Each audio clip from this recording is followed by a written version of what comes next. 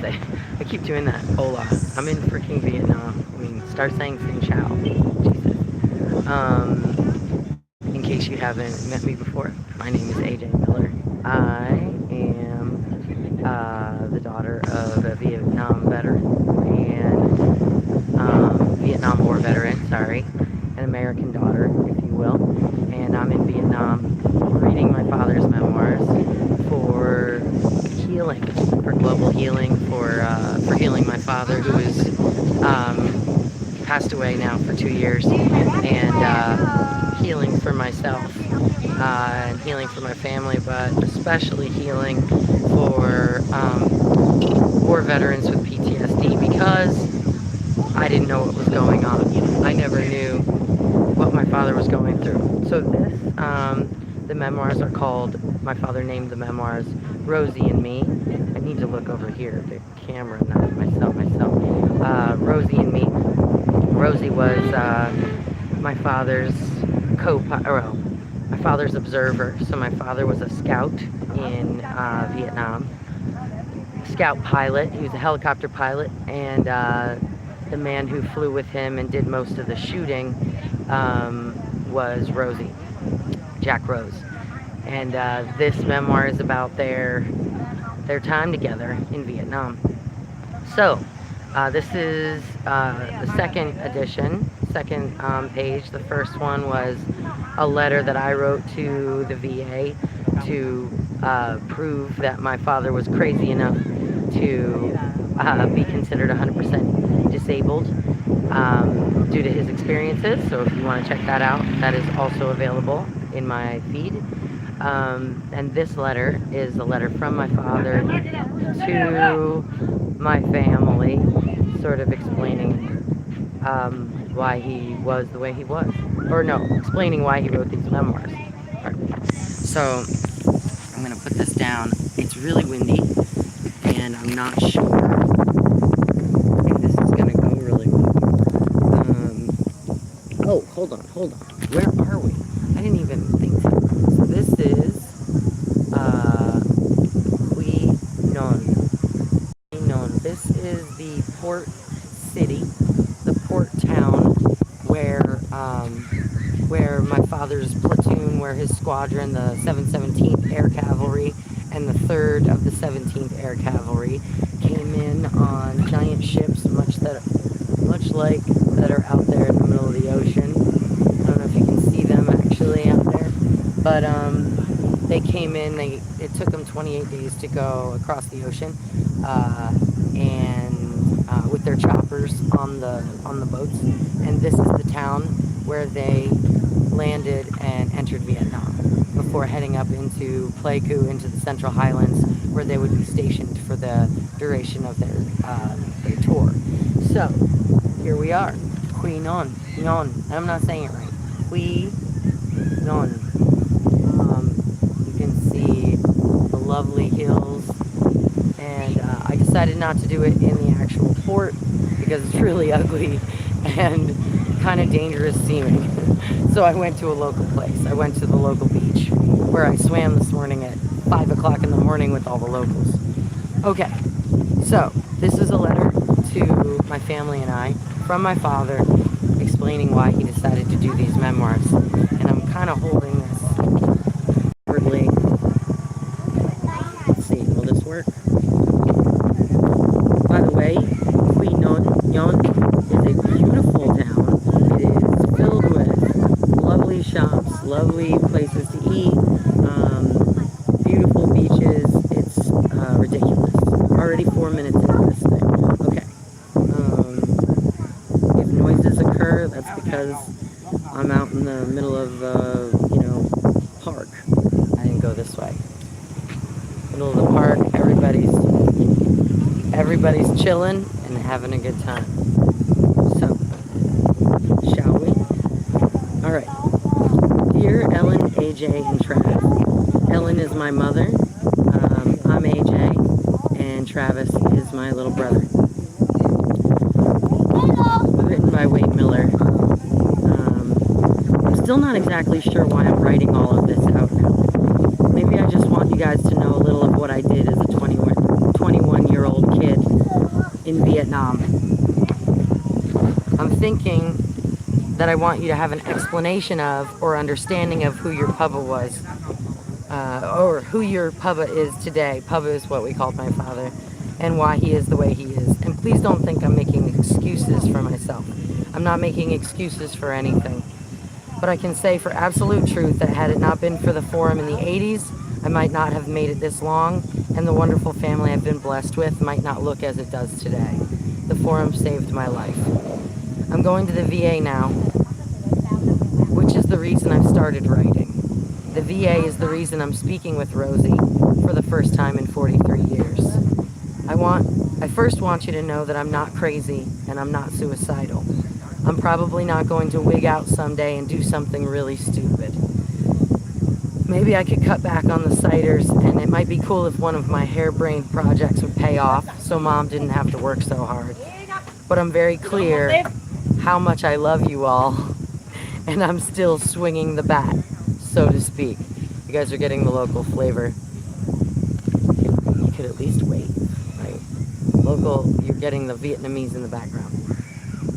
Anyway, so I'm very much clear how much I love you all, and I'm still swinging the bat, so to speak. I'm not going to try to explain away anything of how things have turned out. You can make your judgment on the person I am and the things I've done. I am going to tell some brief stories as best as I can remember them after really burying this stuff after 40 plus years. I'll include some emails from guys in our unit who have helped me put some of this together. Their remembrances have really helped me make sense of some really mixed up feelings and memories. And I want to say that this is not easy for me. This isn't easy for me either. Hubba. What should I tell you? Is it better to just leave some of this alone? Some of this is very embarrassing to me.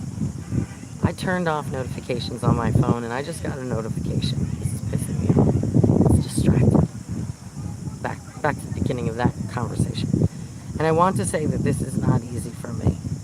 What should I tell you? Is it better to just leave some of this alone? Some of this is very embarrassing to me. Some of it I am truly ashamed of and I still struggle with today. Some things I can't put together at all, and neither can Rosie, which doesn't sit well with me. Some things I should be proud of, but I have a hard time finding anything redeeming or heroic or even cool with any of it. That comes as a surprise to me because when I started writing this stuff out, I actually thought there would be heroics, adventure, or something redeeming. Instead, it's all just so ugly.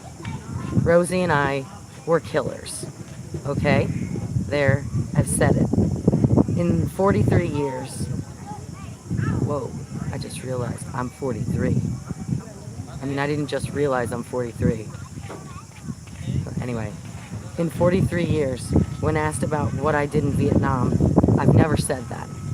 I've come up with all sorts of other things to say to make it sound cool, or sound adventurous, or even heroic, whatever. But I'm only now realizing that the somewhat skewed account of what I did in Vietnam, what you believe I did, or what you believe I was in Vietnam, is the result of my not knowing how to tell the truth of what we did.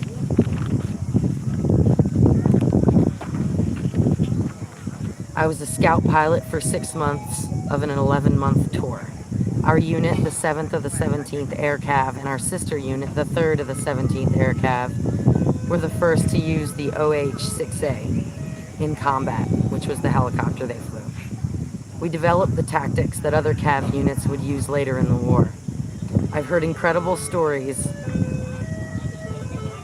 That is just such a fun tune to read this to. We developed the tactics that other Cav units would use. No, really. It is such a fun tune. It's getting closer because he thinks I want to buy ice cream. I don't want to buy ice cream.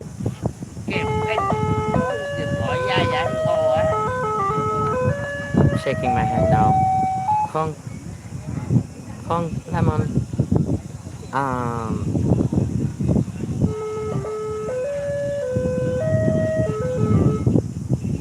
I thought the American music in the ice cream truck was annoying. That has nothing on this guy. So, I was a scout pilot for 6 months of an 11-month tour.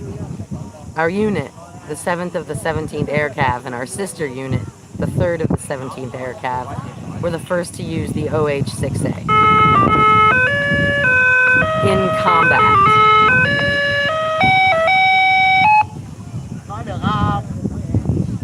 Huh? Come on. He knows exactly what he's doing. We developed the tactics that other CAV units would use later in the war. I've heard incredible stories from the 1st of the 9th Air Cav and their scouts being shot down 10 or 15 times in 69 and 70.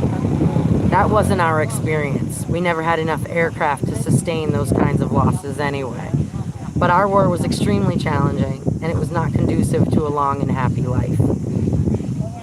Our war required long hours of flying, exposed and vulnerable to close-in hostile fire from a well-equipped and disciplined enemy, but we usually faced 1 or 2 enemy soldiers at a time, and rarely large exposed enemy units. It wore us down and resulted in very high losses for the scouts, but we were successful in inflicting heavy losses on the enemy and saving countless U.S. and South Vietnamese lives. So I love you so much, Mom. Thanks for sticking by me when often it didn't make any sense. AJ and Trav, I'm so proud of you guys, and I love you both so much. So here goes. Here's some stories of what I did in Vietnam. Love ya, Pubba, Red 17. I have to say, it's kind of funny with all these distractions. I didn't cry one time. Last 2 times I read this, I cried my eyes out. It's because of the music. So I picked a bad place to do this. I'll probably just do it again sometime, but I'll put this out there for people to read, people to watch. And I hope everybody's well and subscribed if you want to follow me and hear more stories about, or hear more stories from my father and his experience in Vietnam. Again, this is Quy Nhon. This is where they landed with their choppers, well, on the boats with their choppers, and they unpacked them all and they sent them up to Pleiku in the Central Highlands. Thank you much. Subscribe, follow. Oh, any comments, any questions, please do comment below, and I'd be super stoked for any feedback, especially on this very distracting